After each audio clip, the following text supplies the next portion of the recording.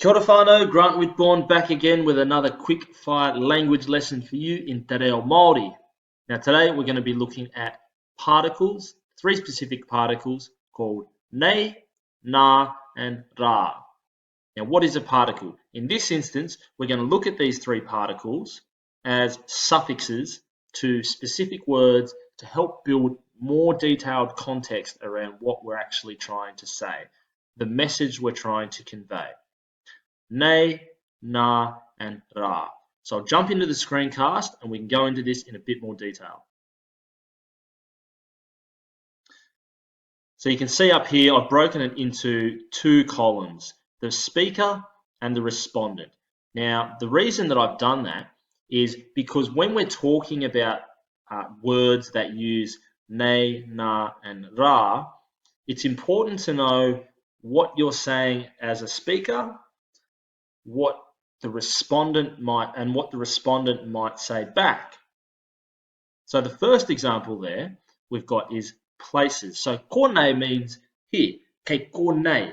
So nei implies that it is near me. So all these words here, nei, tēnei, ēnei, pēnei, the nei indicates that what we're talking about, or what I'm talking about as a speaker, is near me. The next word there, ko nā, nā being the particle, is similar to tēnā, ēnā, and pēnā, in that they all indicate something close to the respondent, the person that I'm talking to, my mate, my friend that I'm talking to, ko nā. Now, ko rā, rā being the final particle that we're going to look at, is similar to kora, tērā, ērā, and pērā.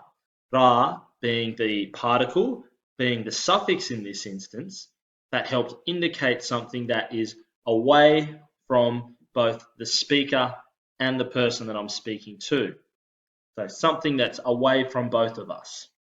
So let's look at a couple examples with this. Ko nei means here. So someone might ask me, where is the book? Okay, ko nei te puka puka will be my response. Here is the book. It's near me. Now, say my friend asked me, where is the book? And the book was actually right behind him. I could respond with, kei ko nā te puka puka. Kei ko nā te puka puka. The book is near you, rather than kei ko nei. It's not near me. And this is why I've drawn these arrows in between the two. Because with these words, there's the thing that we say, and then there's a logical response back. It's a bit like the words you and I. So I might ask my friend, what are you doing? His response would be, I am going to the shop. You versus I. So you goes out, I comes back. In this instance, ko nei goes out, ko nā can come back. Now, ko rā, something similar in English to what we were just saying about you and I, we could say him or he. So I might say to my friend, what is he doing? And we're talking about someone over there that's not part of the conversation. His response would also be, he is talking, he is doing something. So he goes out and he comes back. So in the example of this, ko rā goes out, ko rā comes back. So it's the same. A specific example might be, where is the book? Kei ko rā. It's way over there. And we can add some more words around that to build a bit more context, like, is it in the house, is it under something, is it on something? But that's not part of this lesson. This lesson is really just to identify how nei, nā, and rā work as suffixes, as particles to words. Next, we're looking at certain things.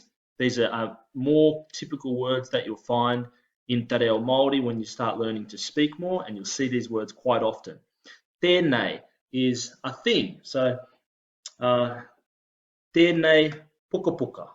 Tēnei puka puka. This is a book that's near me. Tēnā puka puka. Tēnā puka puka is that book over there, near the person that I'm speaking to. Tēnā puka puka. So an example might be, Homai tēnā puka puka. Homai tēnā puka puka. Bring me that book that is near you. Tēnā. Homai tēnā puka puka. Below that, we've got tērā.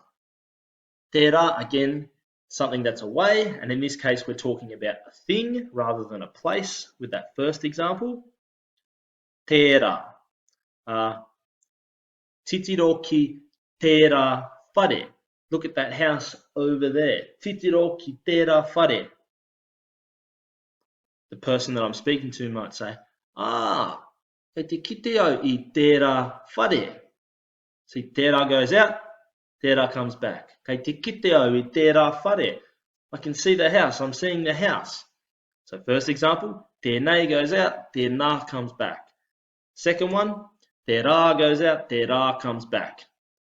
Next example, ēnei, ēnā. Ēnei, ēnā are plurals of tēnei and tēnā. So if I have tēnei puka puka, I've got one book. If I've got ēnei puka puka, I've got more than one. Plural. Ēnā, again, plural of multiple things near the person that I'm speaking to. Ērā, ērā, multiple things that are away from both of us. Behavior, pēnei, so something that I'm doing. An example might be if I'm washing the dishes and I want my kids to do it like I'm doing it, I might say kia pēnei, kia pēnei. So be like this, be like me. Versus something that I always say to my kids, pēnā, koa e pēnā. Don't be like that. Pēnā being the behavior near the person that I'm speaking to, my kids, when they're being naughty and I want them to stop.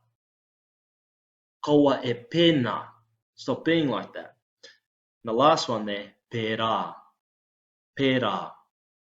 A behavior of someone that is over there. Ooh, we might see someone acting a bit silly. Ooh, koe e pērā. Don't be like that. Don't be like that. So that's it. That's a quick summary of the use of those three particles as suffixes. Nei, na, and ra. We've got them here on the list. I'll put these back down in the comments section so you can check it out. I'll probably even write a bit more of a detailed description of it. Let me know how you go with that one.